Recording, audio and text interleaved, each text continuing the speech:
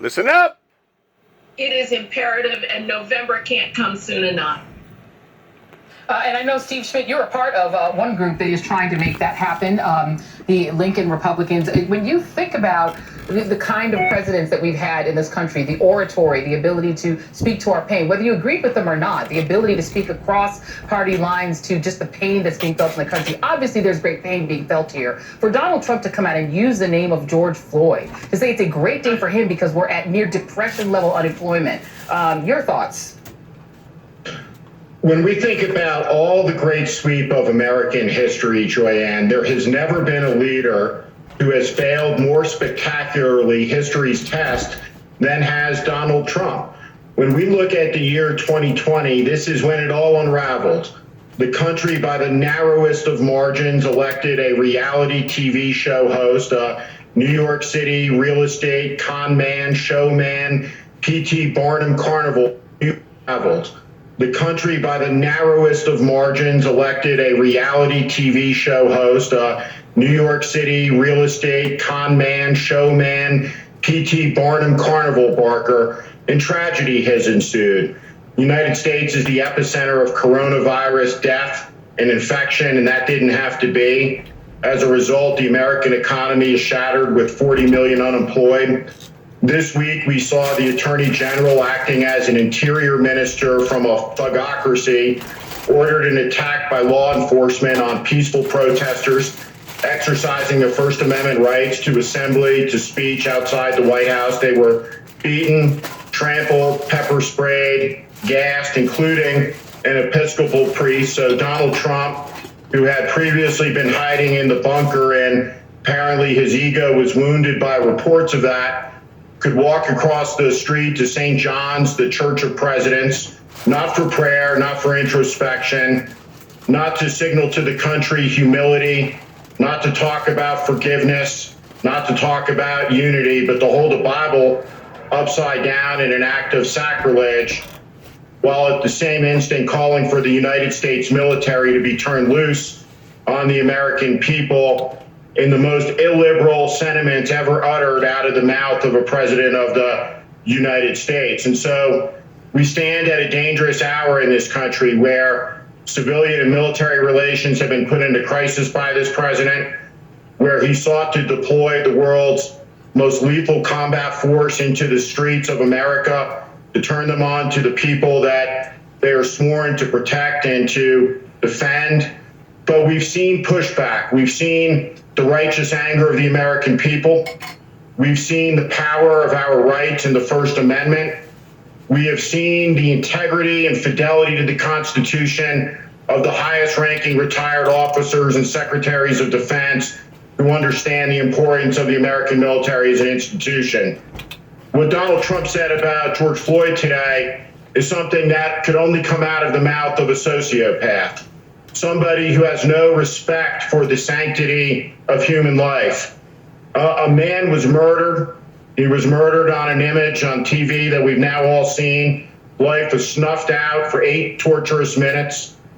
And for Donald Trump to tell us that it's a good day for that man, for his family, is despicable, it's amoral, and it shows the type of man and the type of character we have sitting in the most powerful office in the world with access to the most powerful military and the most powerful weapons. And it should be frightening for all of us as Donald Trump continues his assault on American liberty, American freedom, American democracy. The protesters are fighting for those things. It's Trump who's threatening them. But well said. Let's look at. Let me actually give one more person a word on this. Let's listen to former Vice President Joe Biden, who also responded to Donald Trump's bizarre words today. George Floyd's last words, "I can't breathe. I can't breathe," have echoed all across this nation and, quite frankly, around the world. For the president to try to put any other words in the mouths of George Floyd, I frankly think is despicable. Well said, Mr. Vice President. Let's move on to where Donald Trump's approval ratings sit right now. According to the New York Times, his approval ratings are slipping where he can't afford to lose them among evangelicals just a bit. Any slide with these voters, per the New York Times reporting, the cornerstone of his political base is problematic. And even if voters of faith do turn out for him again in large numbers, analysts said there will not be enough of them to lift him to victory. One more piece. This is a poll in May that shows Donald Trump's support among evangelicals declining 15 percentage points since March. Now, this was before the church photo op in which, as Steve Schmidt said, he held a Bible upside down and didn't bother to open it to see what's inside. It's at 62%, down 15% from 77%. But Donna, I still look at that, and it is white evangelicals. Let's just be clear, because he's not got the support of black evangelicals. But when you look at the fact that he still has nearly 2/3 of evangelicals with him, at least he did before he held that Bible upside down, what does that say to you, and does that concern you? Well, I mean, it does, because it says that there is, at least a smaller minority of this country who looks at Donald Trump and still believes that he's an acceptable leader. On the other hand, I look at the numbers of disapproval, and I see people on the streets, and it tells me that the larger swath of the American public has long since lost confidence in this president. They do not believe that he is a righteous leader, and that they're done with him. And so, I have to believe that even if he maintains that very small percentage, that third of the electorate, that is not going to be enough for him to win re-election. I know that he must feel that, because the things that he is doing now, it's like throwing everything you can at trying to fix a problem, and he can't fix the problem because he is the problem. Yeah, let me let you, Steve, listen to Senator Lisa Murkowski, who seems to be struggling greatly with her support for the president, which, at least in terms of impeachment, remained at least through then. Here she is talking about whether or not she feels she can support him for re-election. I thought General Mattis's words were true and honest and necessary and overdue. Can you still support President Trump then? Is that something you're struggling with? I am struggling with it. I have struggled with it for a long time. So can you take us inside that struggle, Steve? You and I fought on the opposite sides of the 2004 election, but you, even though you've been a loyal Republican, I'm assuming most of your adult life, you broke from that. Something about Donald Trump made you and other Never Trump Republicans walk away. What would be the struggle at this point, given what he has done, including what he has done to the Christian religion that stunt he pulled? What is the struggle about? I don't know, Joanne. I am cold-hearted and unsympathetic to this argument. We saw the American president direct violence against peaceful protesters this week. We've seen the president lie to the country nearly 20,000 times. We've seen the president divide the country and incite violence. We've seen a level of incompetency and ineptitude in the handling of this historic pandemic that defy description, but include standing in front of the nation when tens of thousands are dead, talking about his ratings, or telling the American people that it's a good idea to ingest bleach or household disinfectants. We have seen a president preside over the shattering of an economy. We have seen a president race bait, demean, disgrace his office, to desecrate the bonds of affection that exist between us as Americans. He has completely, utterly failed in the execution of his duties. He has attacked our institutions. He has no fondness for liberal democracy. He doesn't understand the American ideal and idea. And the notion that you would struggle with the question of 4 more years of this or President Joe Biden is extraordinary to me. I can't fathom it. I can't process it. She is a smart, intelligent woman. She's tough as nails. She has stood up to Mitch McConnell in the past. She stood up to the Republican machine. But the idea that, as we saw this week, the GOP senators walking by in this geriatric shuffle, unresponsive to Trump's ordering violence against the American people, unresponsive to a defense secretary and legendary four-star general saying that the president of the United States is a threat to the American Constitution. It is beyond my comprehension how these United States senators elected to some of the highest offices in the land can sit in a Senate lunch and the subject of what's happening in this country doesn't even come up.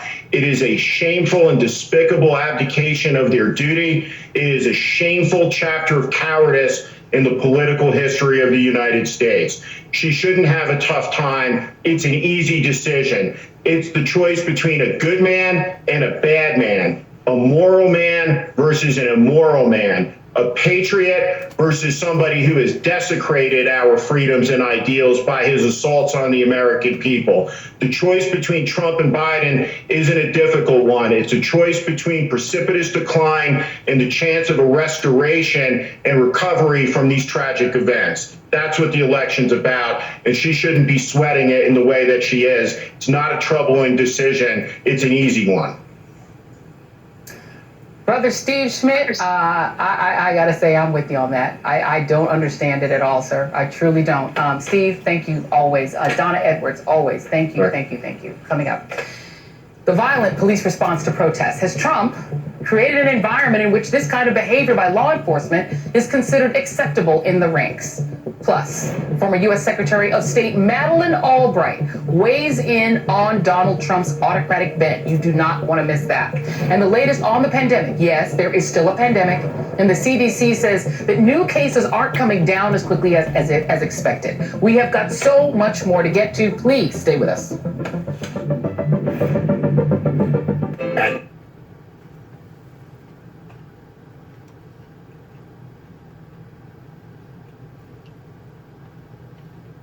I've never seen so much confusion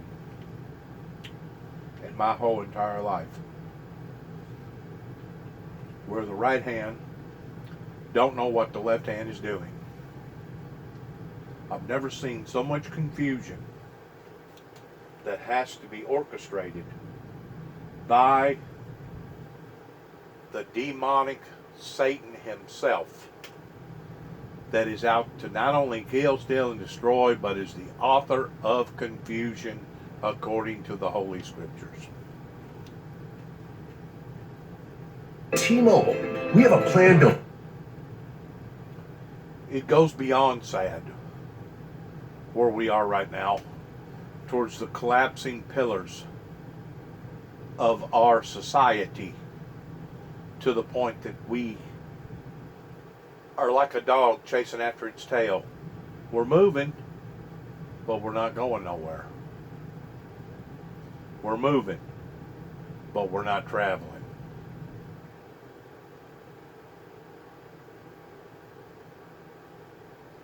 This madness is going to have to stop.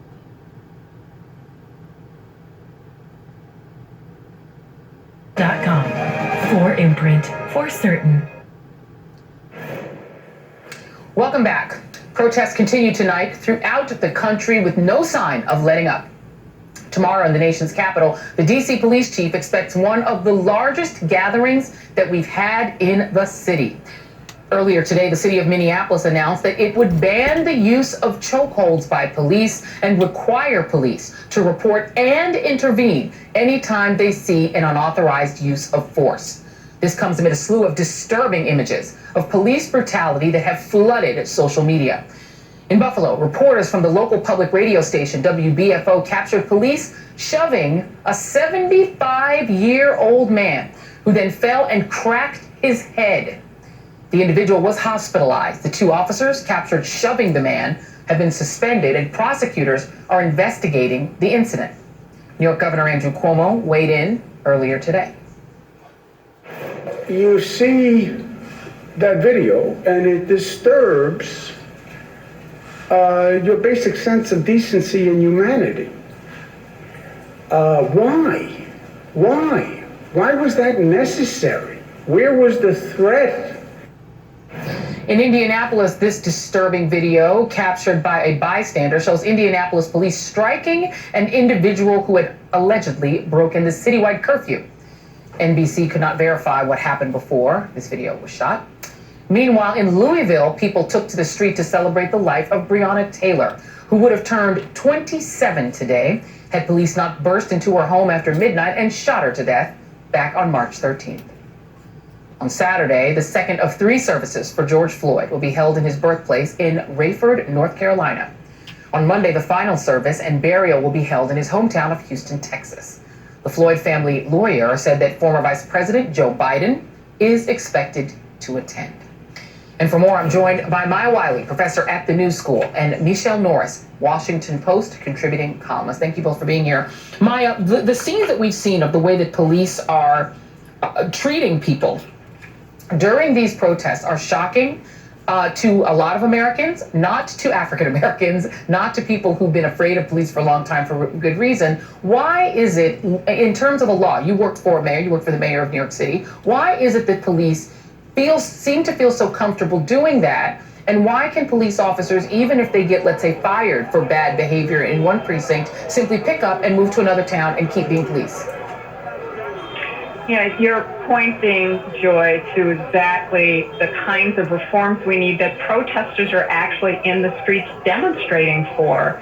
So the first answer is that we have often in this country not enough transparency, not enough of sunlight into complaints against police officers and whether and to what extent police departments are disciplining misconduct. And that's really important because if police officers learn that their actions do not have consequences, then they continue to engage in the actions if they feel justified.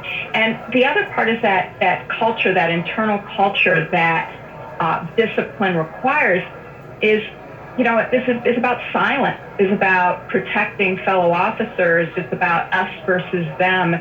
There is a phrase in the New York City Police Department informally used, better to be tried by 12 than carried by 6. It's this mentality that it's better to use force because your life might be in danger rather than be pulled before a jury. And the problem with that kind of mentality, the reason that you need leadership, particularly police department leadership, to say, no, that is not right, and to say, and we will sanction misconduct when it happens, is because it becomes, if we think we're in a dangerous situation, no matter how illegitimate that belief or feeling might be, we are justified in doing what we do. And we have to shift that, and only by barring bad behavior, creating consequences, making sure the public sees it and knows it and has some ability to say, you're still not getting it right. And until we have police leadership, which we're starting to see in various parts of this country, that recognizes that it has to change, that we are no longer in a world where they can say with all their vast resources that they can't pinpoint a few problem people, a few people who might be doing wrong in a vast sea of people who are just peacefully exercising their First Amendment rights. That's what we need in this country.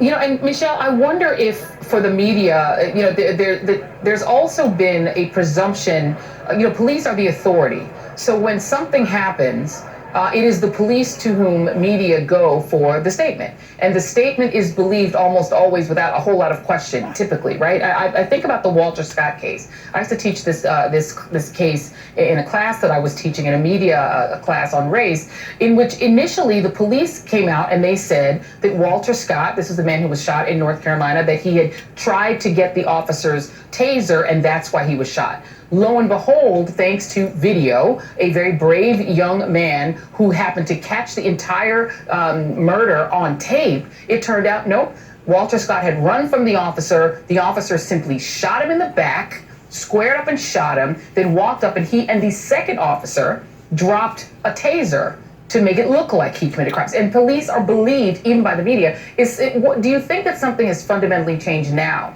Because we watched George Floyd's murder from start to finish, and it's undeniable, and so they can't hide behind that anymore. Is that the change, or is it because it is now non-Black people who are bearing a lot of the brunt of the violence that they're taking in the streets? I think it's both of those. At least the things. protesters, I mean. And it's interesting that you mentioned the Walter Scott case, because that was reported I remember when that happened that day, the first news stories that came out were very different than what we learned when we actually saw the video. And that applies to what we just saw in Buffalo with the older man who fell down. The police said that he tripped, that he was not pushed. When you watched that video, you had said that, people of color aren't shocked by these videos. I've been a person of color all my life. I've been Black all my life, and I'm still shocked by what I see. And I'm disappointed by how it is often reported in the first round if we don't have the video to prove it. And that is what is leading to the change in the polling that we're seeing. For the first time, white Americans are saying that they believe in larger numbers, that discrimination has something to do with the very aggressive policing that we're seeing in the Black community. But that's still only about half of the country. It's gone from 36% to now around 54%. So that still means that half of the country, half of white Americans at least, watch these images and don't believe that there is an aggressive kind of policing, an aggressive brand of policing that is targeted at African Americans in particular.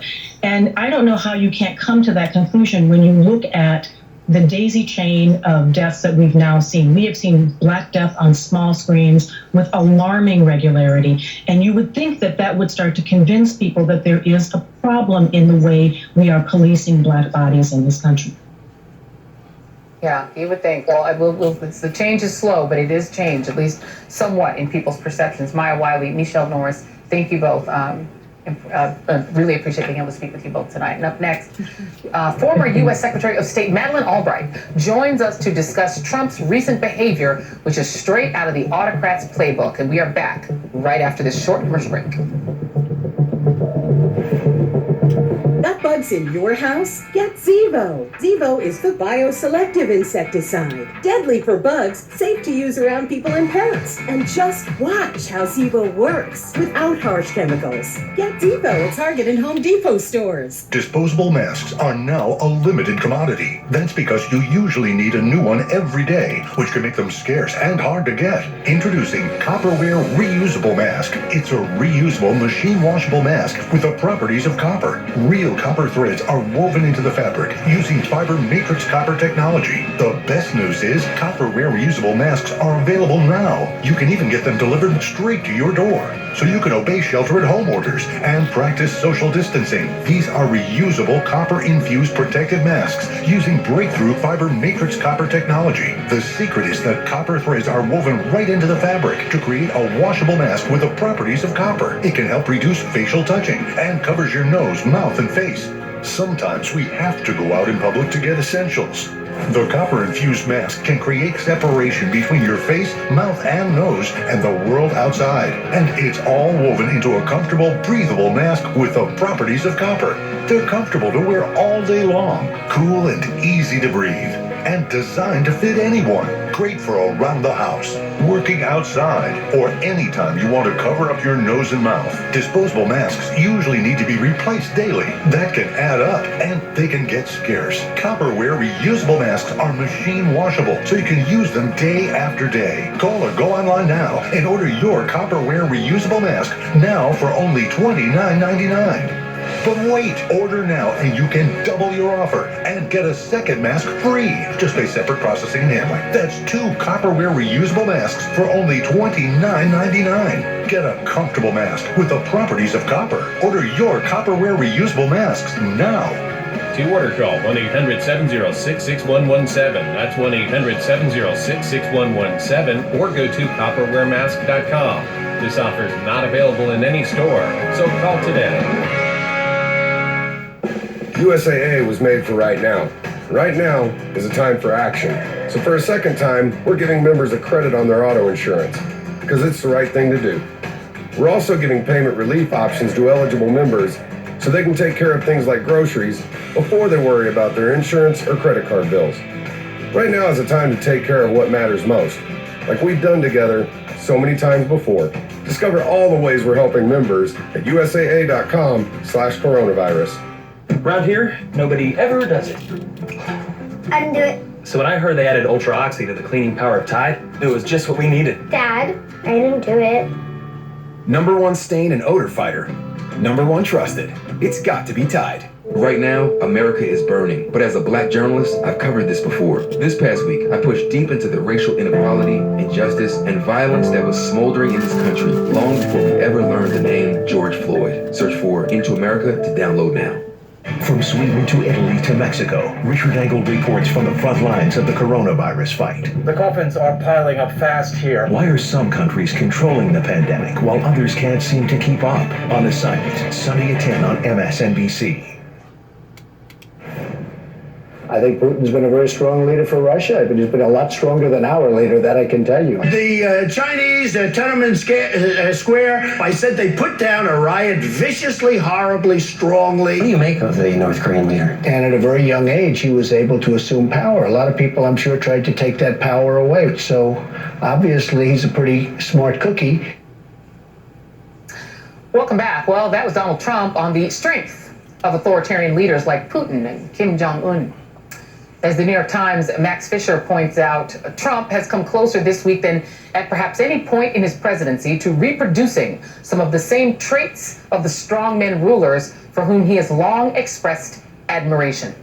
Trump's unapologetic calls for force, his efforts to position the military as backing his political line, and his warnings of an us versus them internal threat that must be put down swiftly all follow, whether he knows it or not, a playbook used by the very strong men he has praised.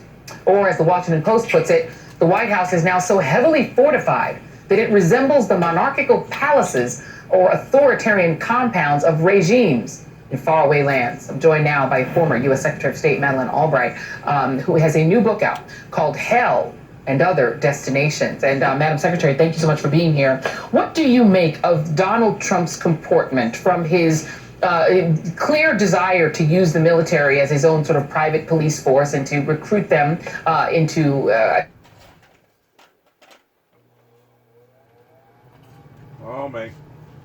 My electricity went off. That'd be the end of the programming. Thanks for listening. Good luck to all of us. And shalom.